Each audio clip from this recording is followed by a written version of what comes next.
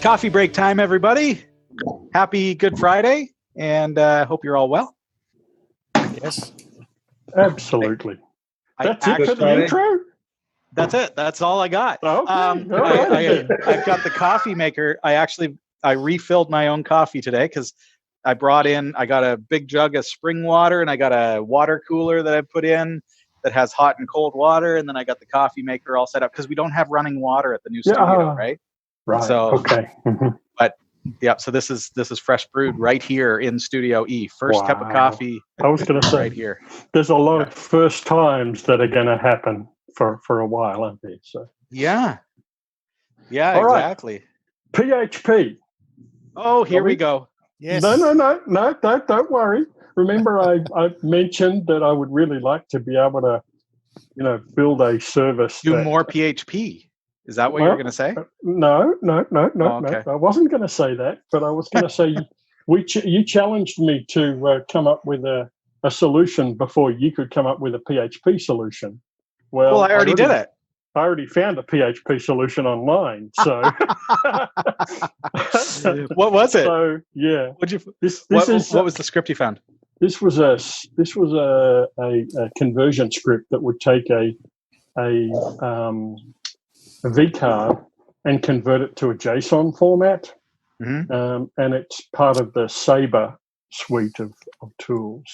And it turns out you just get that program from the repository, and it'll just do the conversion. Problem is, it's written in PHP and it's supposed to run on the command line. It's going to make it a little difficult. I mean, I can use the system command in C to run a command line argument. It's not very secure to do it that way. So I'm still thinking about how I want to do that. So you've already got me beat. Congratulations. Well done. I thought you'd be happy about that. All right. Do you want to hear how mine worked out? Sure. I don't think you were here for coffee break the day that I talked about it. Okay. Or maybe you were. I don't know. You tell me if you remember me saying that I sent out 1,500 emails. Yes. And I asked you about metering those emails. And you were talking. You said I said I was going to do it, but I've actually done it now. So good. I spent 2 hours one morning at work, and so my script, it is a PHP script, but it's running in Bash. So it's using the environment variable to I'm using /user/bin/env PHP as the environment. So.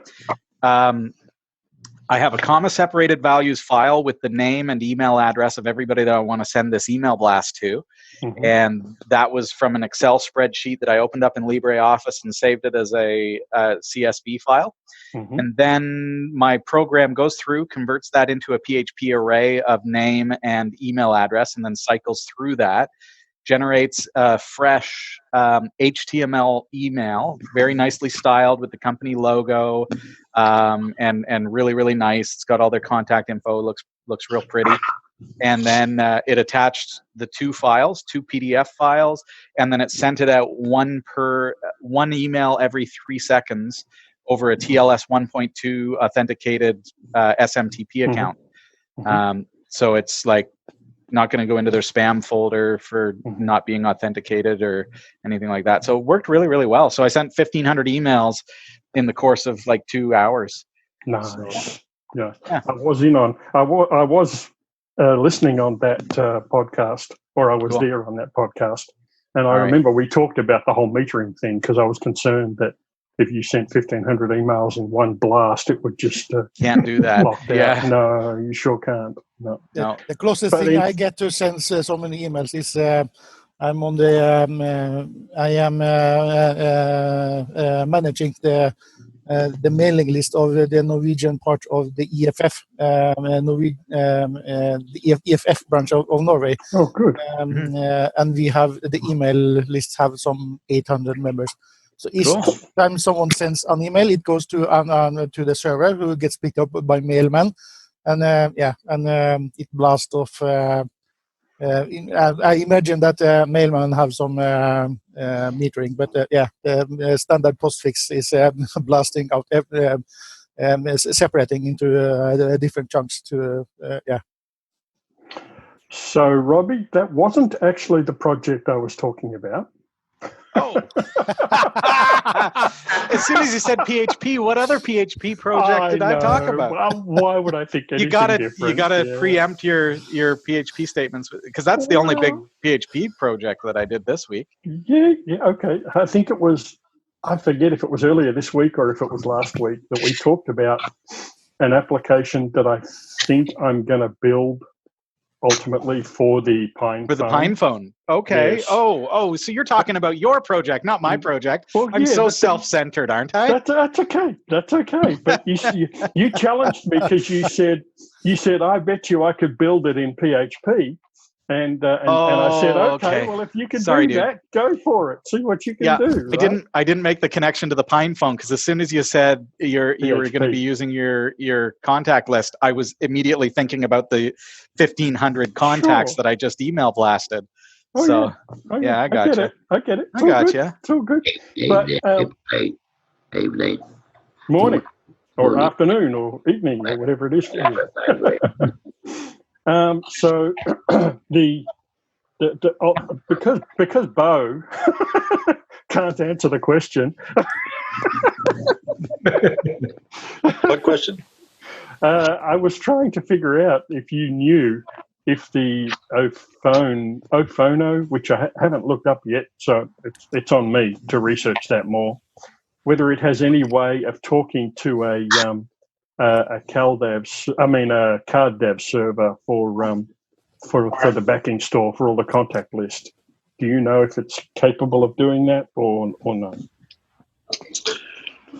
Well, let's see. It's written in C. That's good. It's open source. Well, if I build this, I won't make it part of Ophono. What I would likely do is just build a separate service that Ophono can integrate if they want to, that they can call on if they wanted to. Right. I feel like that's probably the best approach. That seems to be that is, to me, has always been the best thing to do with Linux.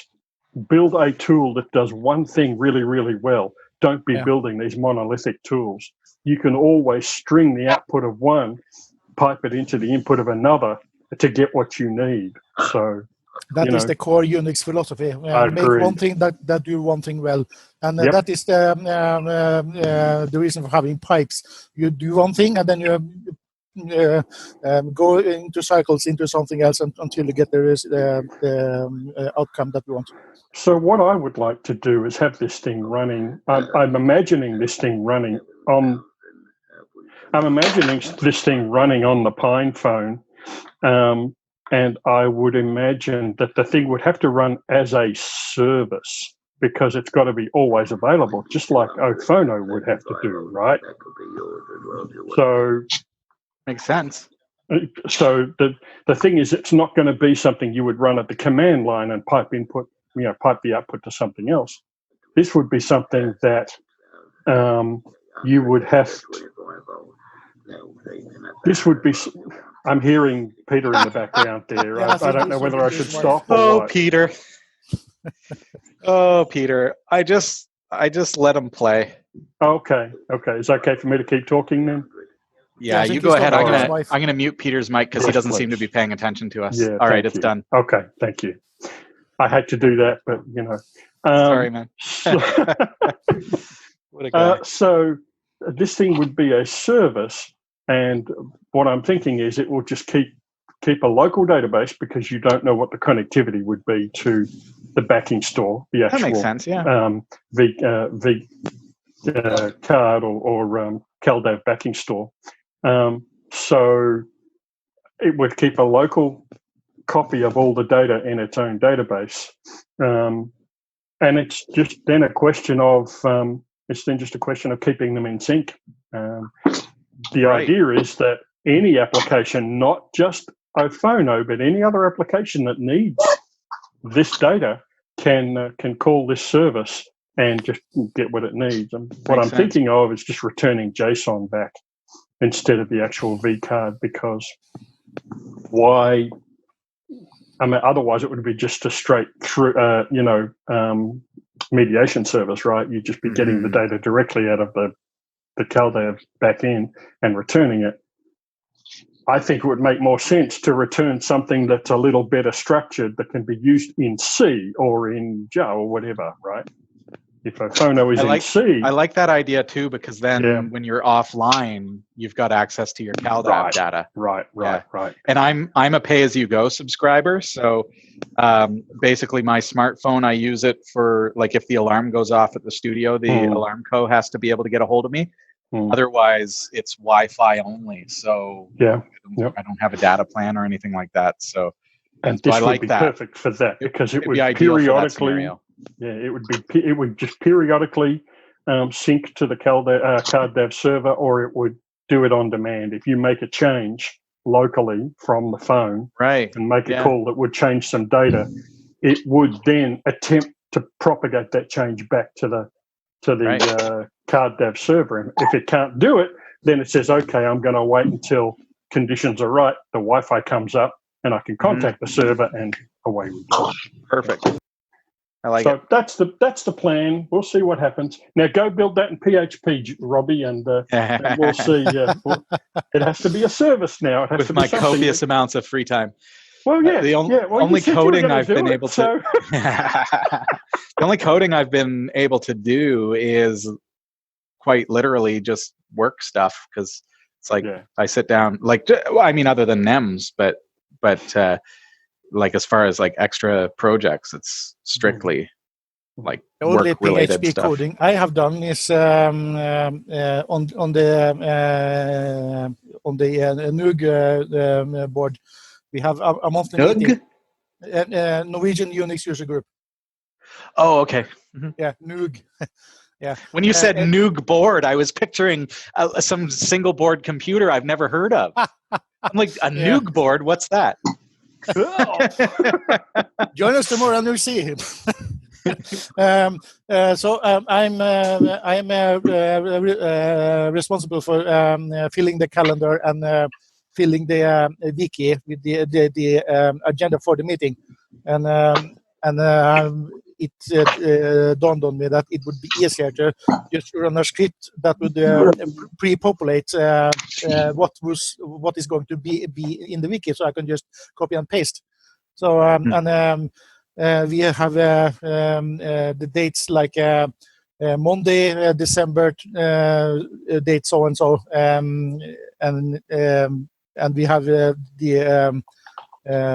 word as Monday, and so the order to do that for the first Monday of next month is to use the PHP date strings to and manipulate those. So that's the closest thing as I came to PHP in coding. I use it for virtually everything. You guys see this thing here? This is kind of neat. Can you see that? Looks like a screen that's on the desk. So this is a KKSB 13.1-inch touchscreen Raspberry Pi case. So it has a Raspberry Pi 3B Plus on the back of it. I don't know if you guys can you still see? Yeah. So it's got the Pi on the back, and then it's got HDMI output to go into the touch screen and everything else. And I've got it connected to my Wi-Fi, and I've got it using a Bluetooth keyboard so that I can do that. So I've got this for mouse, right? Can you guys see the screen? Yeah. That's a terminal window that I'm moving around there. And then I've got this for keyboard. And then what I'm doing, so I've got the Tascam DP24 SD. This mixer, it has USB connectivity, but I can't get a cable all the way to the broadcast server to connect it. So, and the USB connectivity isn't for audio, it's for files. So it stores everything. There's an SD card in the back of it. Nice. So, but every time I'm finished the show, I have to take out the SD card, plug it into the server, and then copy the WAV files off of the board in order to work on the video. So instead, what I'm going to do is it has USB connectivity for the file system, so it'll show up as an external hard drive. So I'm going to connect that to the Raspberry Pi on the KKSB screen with a USB cable, and then use the Wi-Fi to connect it over Samba to the broadcast rig. Nice. You said Samba. CIFS. Okay. What do you want me to use? It's a Windows machine. It's a Windows machine that I'm broadcasting from. There's your problem right there. There's your problem. I'm not going to use NFS on Windows. I got to use CIFS or Samba. So, but that will give me direct access to the built-in storage on the Tascam. So when we record a show, I can just immediately start editing through the Samba share. I don't have to copy any files or drag anything. I can just, as long as the mixer's on, it'll have access through Samba over Wi-Fi. So I have only Linux computers at home, but I use Samba for sharing files. Because it's for one thing, it's easier to control, in my opinion. And the other thing is that if the NFS server dies and a share is mounted, then the system, if it tries to use the shared drive, the system is in danger of locking up until the server is back up. So that is that is the only I'm not using NFS at home. Yeah, that can happen for sure. In this case, I don't think it'll happen because I'll just mount it. I'll map it as a network drive, so it'll just say can't connect if it's not there. So should be all right. Yeah, so that'll be a cool setup. I think Peter tried to say something a little before. Oh yeah, I think we had to mute. Peter, we had to mute your microphone for a moment because you were talking while BP9 was talking and you weren't talking to us. So you can unmute your microphone if you want to say hi. Wave if you're not able to do that, and I'll do it. There he goes. Hi, Peter. I've got a friend of mine who was making I made a very big power supply because I bought one from a certain English company, and when you turn the pot up and down for the voltage, it used to go up to say 12 volts. It used to go up to 20 volts, then down again. The backlash on the pot was terrible, and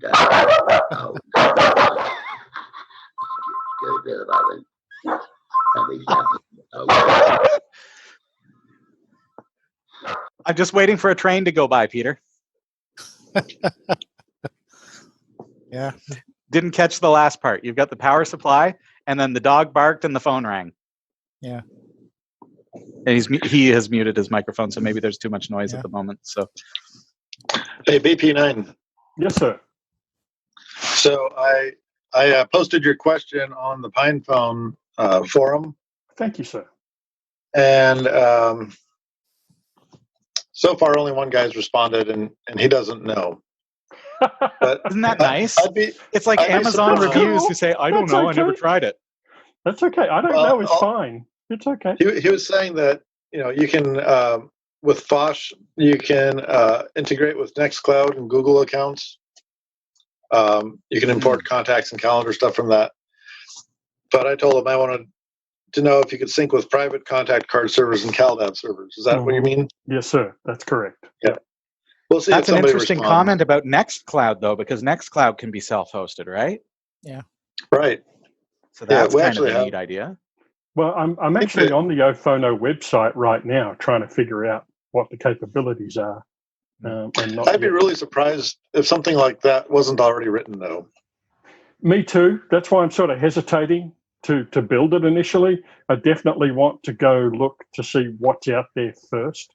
And there's no point reinventing the wheel.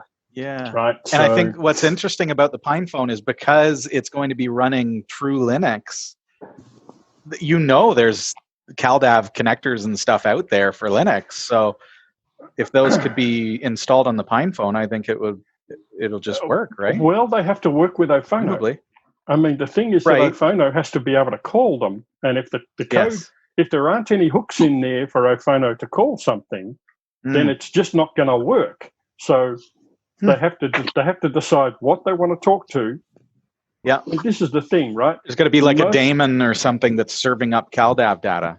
And most of the phone applications have their own implementations of encoding and decoding the V card. Yes. And is this going to be a case of, well, we'll just include our own implementation and be done with it? Well, if they do that, okay, that's yet another implementation that could go wrong. But it could go right. Nice. Yeah, think on the sure positive. Could, but there's a lot of folks who say that the V card implementation is inherently broken. It should be done some other way, but they really can't come up with a good solution. So I don't know how to fix that. Back anyway. Yeah, the single response that Bo got from the forum reminded me of a comic that I have. It's from an office environment, and the boss is having some kind of problem on his computer that he can't solve. So he goes to his assistant asking for help, and I think it ends with 5 people who can't solve it, and at the end they find the IT manager who gets to see that, and he says that, oh, I just last week I read a forum thread where the one who made the program commented that is the only thing he didn't figure out how to do. So. Yeah. So the program itself is the problem. There's the running joke of the factory foreman who had to call in an external vendor to fix a machine, and so the external vendor came in and looked and tried to figure it out and had a quiet look at it and spent probably 30 minutes looking at it. Finally, took a hammer and went ding on one piece of the machine. Bang! It just started working. And he said, "Right, that'll be $10,001, please." And the factory manager said, "What? What do you mean, $10,001? How do you break that down?" He said, "Well, $1 for the hammer, $10,000 for me to figure out exactly where to go." Ding! I'm back again, Robbie. Sorry about that. That just happened. Well, that's okay, Peter. Yeah, no worries. Thank you for muting your microphone. You knew that it was getting loud over here. Don't get very loud. No, I was saying the past guy was a disappointment when I bought. So I tried to fix it with some of the ICs were unmarked. So I built myself another one out of some transformers I found and a few parallel transistors as well to give me 20 amps at 0 to 24 volts at 20 amps. So it should work better than a computer power supply. That's why I ditched the other one, because it's unrepairable. The backlash on the pot was impossible to use. You turn the pot up a little bit and you used to overshoot by a lot, by that 20%, then cut back again. But if you got equipment on, that could be dangerous. You know, you could blow things up. I've never liked it anyway. I bought it from a company. That's why I built a power. My friend also built a power supply as well in Ballymoney, which is far away from us. And he's doing the same. I told him the story about me when I was apprentice down in the South Coast. I used to repair shavers and radios and TVs and etc. And one day the Lord Mayor's wife came in her dressing gown, and she had a Ronson air dryer, and there was a big 2-inch hole in the thing. She was crying, sobbing, the lot, and she was really upset. And she said, "The bloody thing almost killed me," she said. The capacitor inside the Ronson motor thing through an hole about size about 2 inches, a 2-inch hole in the case. And he went past her hair by about 2 inches, and he knocked her, but it really shook her up. We gave her brandy and all sorts of things to keep her happy. Remember that? Wow. Yeah, I'm hesitant to deal with the high voltage stuff, Peter. It sounds like you know a lot more about transformers and how to create such circuits, but I mentioned that I've got a 1U server case coming. I'm going to be putting single board computers in, and I relate that to your story because I'd like to use just a single power supply or build a single power supply that I can create a 5-volt circuit to power everything that's in that board, in that case.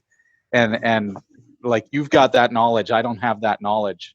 But, and remember, over in Europe and England as well, I believe, and certainly in Australia, mains is at 240 volts, I believe. Right. And here in the US, and I believe this is true in Canada as well, Robbie, mains is at 110 volts. So just be aware of that too. Yeah. Wow. There is one island in southeast of Norway. I don't remember the name of the island, where most the oldest houses that were built 70 or something years ago that still exist, they have 2 mains going through the entire house, where one is serving 110 volts and the other is serving 220 or 240, because they used to go overseas some 78 years ago and buy electrical appliances, because they were one of the first places who got power. And they bought appliances that had 110 volts. And when the local power company, when Norway decided on what voltage to use, those houses got both voltages, and they have it still to this day. Right. Yeah, we have that in Canada too. Yeah, we have dual voltage. Too. Yeah, dual voltage, because like our stove, like our oven, cookery, usually washer dryer are all 220, 240. So, but the mains sometimes our server racks too, right, Robbie? Not mine, but yeah, we have a 240 volt server rack because of our UPS. Right. Yeah. So you've got failover. Do you have a generator as well? Not yet. Okay. So you've got a full mains UPS that is probably doing the outlets in the office. Yeah, a big boy rack mount. Yeah. UPS. But see this, Robbie? Yeah. I don't know. Can you see it? I can see it. So that's it's like a barrel plug adapter. Yeah, jack. That's a barrel plug adapter. So mount one of these in the back of your 1U case. Yes, that's exactly what I was thinking, Bo. And then we have a 12 amp power converter. It converts from whatever voltage to whatever voltage. Yeah. There's a little dial screw on it, and I think it's like $10 or $12, and it supports up to 12 amps output. So, so you hook whatever power supply, whatever, like a laptop power brick or printer power brick or whatever you've got laying around that does 12 volts at some high amp or whatever, or 24 volts, and then you adjust that screw on the transformer, and then you can get pigtails that hook up to you can put in like a couple of bus bars that you can get at the hardware store, and hook up pigtails from for the different types of power connectors for the different single board computers to that transformer. And so basically you're powering all of them with one power supply. Love it. Plugged into the back of your 1U rack. Oh man, that's what I'm gonna do, dude. Absolutely. Okay, Dell boy ones. That's what one of my friends used for his railway station. Dell computer power supply. We call them Dell boy power supplies. But I think in Spain they run the dual system as well. Because my brother lives in Spain. I think they have in Madrid. They have a dual system as well.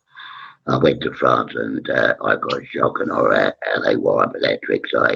I wouldn't get anywhere near any electrics in France because it was so bloody undangerous, in my opinion. Yeah. Wires sticking everywhere, bare wires. So, you gotta shield yourself for sure.